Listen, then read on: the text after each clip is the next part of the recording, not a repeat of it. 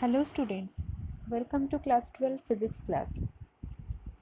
Today we discuss one important topic, that is superconductor. So before we study the superconductor, first we understand the limitations of Ohm's law, ohmic conductor and non-ohmic conductor. In last video we discussed Ohm's law, resistance, that is, that you already studied in class 10. That things we discussed in the last video. Today we discuss first topic in this video, that is limitations of Ohm's law. Everybody knows what is the statement of Ohm's law. So but there is some limitations. What are the limitations? So Ohm's law is obeyed by many substances under certain conditions, but it is not a fundamental law of nature. Okay, and depending upon these conditions, later we discuss that conditions. Okay, conductors are two types. One is ohmic conductor, another one is a non-ohmic conductor. So limitations are limitation is Ohm's law is applicable only for ohmic conductor, not for the non-ohmic conductor. So ohmic conductor means, ohmic conductors means the conductor those are obeyed Ohm's law are called ohmic conductor. So example, the pure metallic conductors, electrolyte, for example CuSO4 solution with copper electrodes, these are the examples of ohmic conductors. And we see that those conductors are obeyed Ohm's law or followed Ohm's law from the nature of the graph V versus I graph. It is a straight line passing through the origin.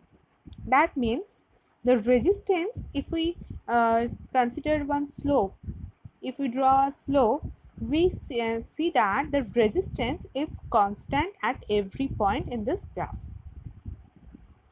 So this is called ohmic conductor, the conductor which obey the Ohm's law. So this is the limitation, that Ohm's law is applicable only for ohmic conductor, not for the non-ohmic conductor. And here the two graphs are drawn. One is for pure metal, another one for the electrolytes. Both are the straight line passing through the origin. Now the next type is non-ohmic conductor. So what do you mean by non-ohmic conductor? From that name already we get the definition. Non-ohmic, does not obey the Ohm's law. Does not, that means V is not proportional to I under some conditions, that is Ohm's law. So the conductors which do not obey the Ohm's law are called non-ohmic conductors. So we can say that the resistance of such conductors is not constant. That means whatever the graph we get for non-ohmic conductor, it is not a straight line passing through the origin. Or we can say that the relationship between V and I, voltage and current, or the potential difference and current, is non-linear, not the linear. Okay. So examples, very first example, one is a semiconductor. You studied also, one chapter is the semiconductor device in your syllabus. There if you see the V versus I characteristics for semiconductors, semiconductor devices are PN junction diode, transistor, these are the semiconductors.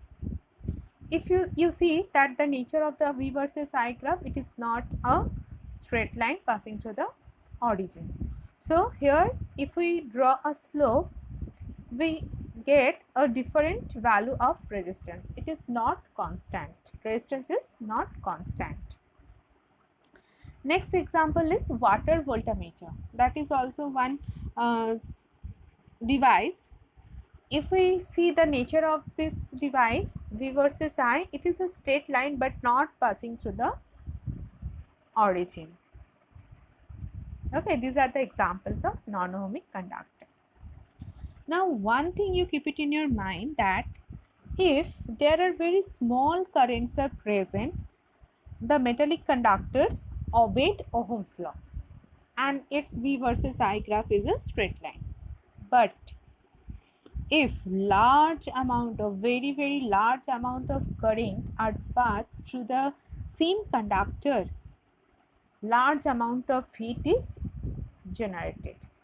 Why heat is generated? Because resistance increases, and when resistance increases, it blocks the path of the electric current or electric charges, and due to that reason the VI graph for that condition no longer remains linear. That means it is not a straight line. You see that V versus I graph, first portion for is acts, that O to A, it is a normal for small currents, it obeyed the Ohm's law. So we can say that the O to A, that is a ohmic conductor, resistance is constant. Now after, if we increase the amount of current passed through the same conductor, what happened? Resistance increases, large amount of heat is produced. Now what it is, the V versus I graph is not a straight line. Now it will curve, it will be curved. That is AB region, the resistance increases. So AB region is shows or behaves like a non-ohmic conductors. Understand the ohmic conductor and non-ohmic conductor? Okay. Now, so resistance increases, heat is generated. So in any condition, can we get zero resistance? Is it possible? We know that in a normal conductor, many free electrons are there. Flow of electrons are flow inside a lattice, and these electrons are constantly colliding with the ions in the lattice, and during that collisions, what happened? They lost their energy carried by the electrons, and it's absorbed by the lattice and converted into heat. That's why heat is generated, which is essentially the vibrational kinetic energy. The atoms are vibrate in their own places. As a result, what happened? The energy carried by the current is constantly being dissipated. This is the phenomena, or due to that vibration of lattice ion, what happened? The collisions between the electrons and the lattice or the atoms are increases. If collision increases, that means it blocks the path of the flow of electron, and we know that the flow of electron constitute the electric current. So when it blocks, that means there are huge amount of heat is generated due to that collisions. That is called electrical resistance. But in superconductor, later we studied the superconductor, this situation is completely different. So zero resistance is possible for only superconductor. In case of a superconductor, what happened? You know that the resistance at a certain temperature, and that temperature is measured in a Kelvin scale, not in a degree Celsius, because in 0 degree Celsius the water converted to ice, but if we convert it to Kelvin, this is 273 Kelvin. So it is a very large value in a Kelvin scale. Okay, and if we see the boiling point of that 100, that is 100 Celsius, so in Kelvin scale it is a very large amount. So what in 0 degree Celsius, which is very colder for us, but in Kelvin that is a very high value. That means it is very hotter substance. If we measure the ice, the dry ice, that is in case of us, okay, that is a very colder object, but if we measure the temperature in Kelvin scale, that will be very warm object, very hot object. Okay, And in Kelvin scale, most cooling object is helium, liquid helium, that is at 4 degree Kelvin, or something's 4.2 or 4.4 to 4.3. Okay, so in some books it will be written as 4.2 Kelvin, in some books it is 4. So we can consider the range 4 to 4.3 Kelvin. At that temperature, the liquid helium is the most coldest substance. Above the liquid helium, nitrogen is there, liquid nitrogen. Okay. So let's start the superconductivity. For superconductor, we get the zero resistance. At a certain temperature, the resistance falls to zero. Resistance will be zero, completely lost. So that's why the electric current passes through the conductor easily. No resistance is there. It directly falls to zero. Not it's very small. It is decreases direct to 0 Kelvin, as 0 at to 0 at 4 at a certain temperature that is varied for different conductor. So superconductor is the ability of certain material, not for all materials, for only certain materials. If we see the periodic table, later we also give this slide. We see that some materials are there in a periodic table, those having this nature or this ability for superconductivity under some conditions. So it is the ability of certain materials to conduct electric current with practically zero resistance. It is practically proved its resistance equals to zero, not nearly equals to zero, direct equals to zero. For a material to behave as a superconductor, we need a very, very low temperature, and that's why we use the Kelvin scale. Understood? So in Kelvin scale, it started from 273. The zero, whatever the zero for the degree Celsius, that is the lowest value for the Kelvin scale. This is the starting value of the Kelvin scale. After that, we get a very coldest object, the temperature of the colder objects. So the superconductivity was first observed by the Dutch physicist K. Onnes. He conduct one experiment, and from that experiment he see that the mercury at 4.2 Kelvin temperature of liquid helium, it completely lost its all resistance. It completely lost its all resistance, and it behaves as a superconductor. It behaves as a superconductor. What happened? Over the mercury, the liquid helium is placed. Liquid helium, what happened? The temperature is decreased, and at a certain temperature, if you see this graph, at a certain temperature, 4.2 or 4 Kelvin temperature, mercury lost its all resistance. It has a zero resistance. And this experiments, many times this experiments was done by the scientist, and say every time they will get the same result. At a 4 or 4.2 Kelvin temperature, mercury completely lost its resistance, and it behaves like a superconductor. Why it is called superconductor? Because conductor conduct the electricity, but it has some resistance also. But when the resistance is zero, what happened? The current easily, no resistance is there. That means huge amount of current is flows to the conductor. No resistance is there. So the phenomena to complete loss of this resistivity by certain metals or alloys when they are cooled below a certain temperature is called superconductivity, and that metals or that conductors are called superconductor. And the temperature that at certain temperature, that 4.2 Kelvin temperature, that temperature where the substance undergoes the transition, that means from conductor to superconductor, normal conductor to superconductor, is converted in a zero resistance or in a zero magnetic field.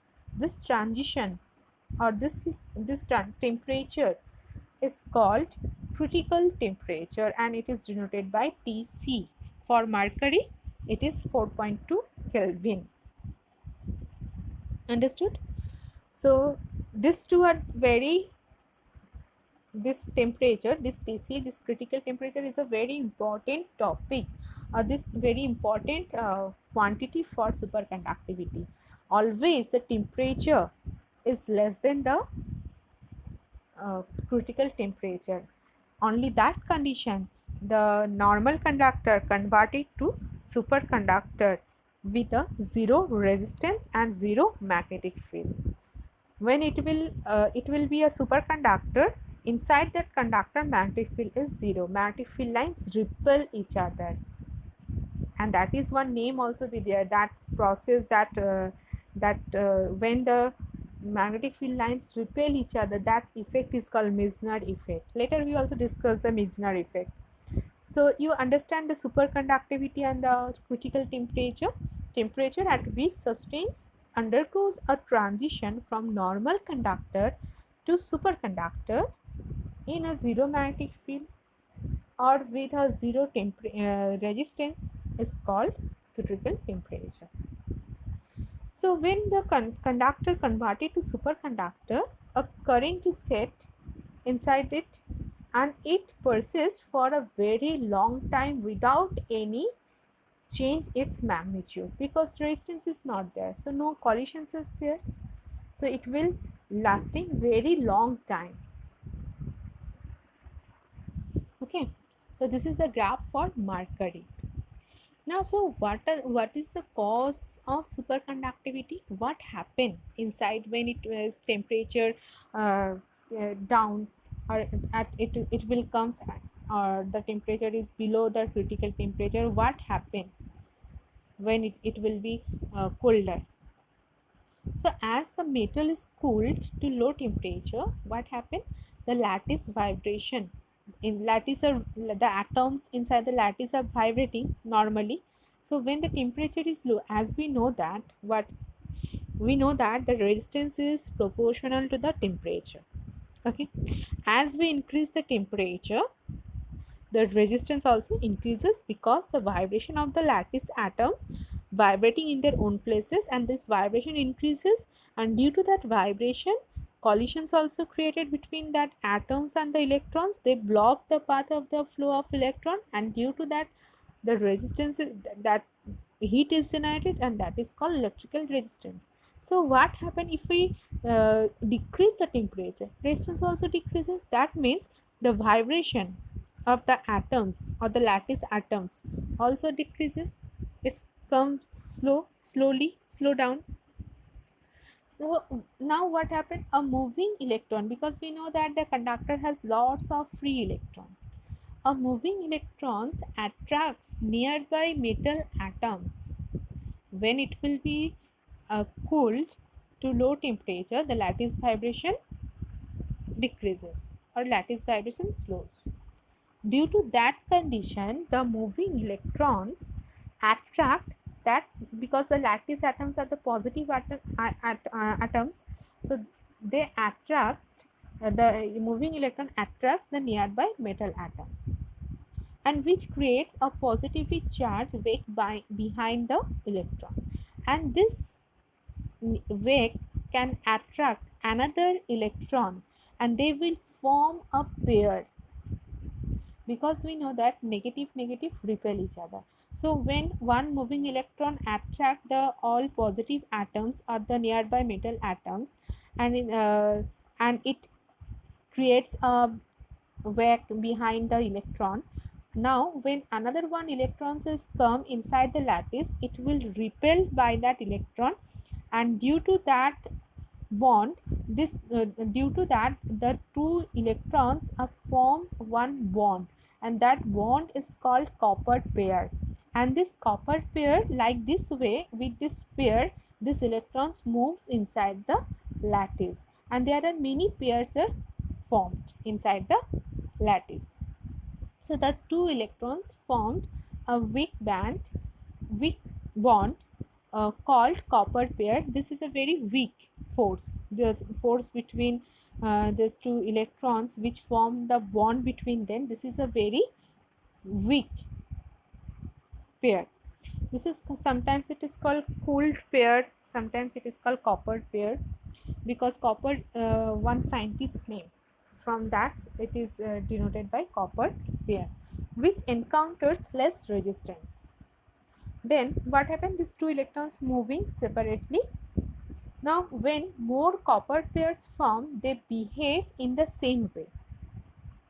Not only one copper pair is formed, many copper pairs is formed, and these pairs are not deflected by any ionic vibration, and they move inside the lattice, inside the atom, without any collisions. So if no collisions are there, then how they block the path of the electrons or that pair? They will because they have formed a bond, weak bond, so no collisions are there, and they move without the collision inside the conductor. Now if a pair is scattered by some impurity atoms, it will quickly get back in set up with the other pairs. This allows the electron to flow undistributed through the lattice of metal ions. With no resistance, the current may persist for years. If you see this diagram, you can understand. The first one, the first side, the left side first one, this is a normal conductor. In case of a normal conductor, the free electrons are there, the atoms have started vibrating as the temperature increases. So heat is generated and resistance is created. After that, you see that here the electrons, when the temperature is low, this electron attract the positive metal ions or the nearby metals, and another one electrons also entered inside the atoms. So these atoms are positively charged away. This is called positively charged away, WAKE. After that, what happened? These two electrons formed a copper pair. This is the first one. Then another one electrons entered in the lattice. After that, they will form a copper pair in between them. That curved line, it is a copper pair. And like this way, there are many copper pairs are formed. You see that here 1, 2, 3, 4 pairs are there.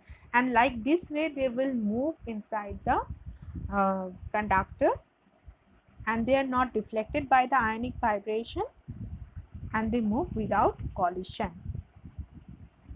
If no collisions is there, that means no resistance is there. If no resistance is there, so they will move freely. So the current will constitute due to that movement, which may persist for very long time. Understood? Okay. Now let's talk about the Meissner effect. Meissner effect, already we discussed once we discussed that Meissner effect is the effect when the superconducting material cooled below its critical temperature. It is very important term. It's when any conductor behaves like a superconductor when its temperature below the critical temperature, because at critical temperature it loses its all resistance. Just it comes to transit to superconductor. After or below the critical temperature, it started behave like a superconductor. So if you keep it in your mind, this is a very important phenomena for superconductivity, is temperature always below the critical temperature. So what happened below the critical temperature, it's become resistanceless and it behaves like a perfectly diamagnetic substance. When we started the magnetism chapter, you understand diamagnetic substance. There's a three substance: diamagnetic, ferromagnetic, paramagnetic. Three type of magnetic substances are there. So it below the critical temperature, the superconducting materials behaves like an diamagnetic substance. Now, when the substance is placed inside a magnetic field in critical temperature, at critical temperature, okay, so all magnetic fluxes or below the critical temperature, whatever you consider, all magnetic fluxes is expelled or repelled out of it, and this effect is called Meissner effect. And if no flux is linked with that substance, so we cannot get the magnetic field. So due to that Meissner effect, Meissner is also one scientist name, okay. Due to that effect, because no flux is passes through the magnetic substances, inside the magnetic substances, the magnetic field inside that substance or that superconductor is zero. See this diagram. So cooled in magnetic field, first we placed any substances inside the magnetic field, so all magnetic field lines that passes through the outside of the substance and inside of the substance also. But when T less than Tc, it will convert it to superconductor. That's why its color also change, uh, red to blue color. You see that the magnetic field lines repel each other. They will passes outside from the substance, not from the inside. So if no magnetic field lines or no magnetic flux is linked inside the with that substances, so how can we get the magnetic field? So we can say that inside the superconductor, due to that Meissner effect, when the temperature is less than the critical temperature, if we place inside a magnetic field, the inside the substance or inside the superconductor, magnetic field is zero. Understood? So superconductivity, critical temperature, Meissner effect, and this concept. Okay. Now everything has some limitations. So this superconductor also has some limitations, because only one limitation is there. What is this limitation? Because for superconductor we need a low temperature. We need a low temperature. This is the difficulty. A biggest problem to superconductor is their cool nature. Liquid helium or liquid nitrogen, creating that temperature near at 0 Kelvin, it's not a easy job. So cooling arrangements involve a huge cost. Whatever the machines we used for cooling purposes, that cost is very much. That's why it is a big problem to us. Otherwise, if we overcome this one, and if once we use the superconductor, then almost all the problems we overcome from us. But this is a very big problem because of this cooling nature. Okay. What are the application where we apply the superconductor? You already many of them are heard that what MRI, the full body scan, there we use the superconductor. So many of them are also say that the X-ray also be there. Yes, X-ray also gives us a photocopy, but for our bones, not the muscles. Inside the muscles, if anything is present, that does not give we does not get from the X-ray report, and that's why we use the MRI mainly for the head. If any head injury is there, doctor proposed for MRI. And there we use the superconducting magnets, more powerful magnets, because inside the superconductor magnetic field is zero, and whatever the currents it said, it lasts very long time. Okay, and the current easily pass through it. That's why, because of this conditions, the MRI, in case of a medical field, in MRI superconductors are used. MRI machines are near, that's why the MRI when we go for the MRI, its cost is very much because of the superconductor. They are use the superconductor. We use the liquid helium for the whatever the metal we used for cooling down. That's why we need the liquid helium, which is coldest substance. So MRI machines are incredibly expensive, largely because they require exotic substances like liquid helium, cool metal coils to the point that they are conducted through electricity to create the strength of the magnetic field of 3 to 5 Tesla, that is 20 times stronger than the Earth's magnetic field, required to bulk reorient the hydrogen atoms and the fat molecules within the human body. These atoms and molecules are released energy that is detected and formed into a graphic range. MRI is widely used radiographic method for medical diagnosis. That's why the cost of MRI is huge because of the superconductor used here. Another one, already you also know that magnetic train in Japan. I think in Japan this device is already launched. Superconducting quantum theory, not the superconductor, the quantum theory also be there. Quantum is a one branch of a physics and very important branch of a physics. It is used MEG particle accelerator and many other devices. Particle accelerator, little bit about this concept you studied in magnetism chapter in cyclotron. Okay, that is a modern technology for already you know that LHC, Large Hadron Collider. In there also we use the superconductor. Starting from the data storage LHC, superconductors have been in. It is a part of the modern technology. Or in the in train, that is magnetic train is called. Magnetic train is a greatest example of that. It is based on the magnetic leviation. So these two are the applications.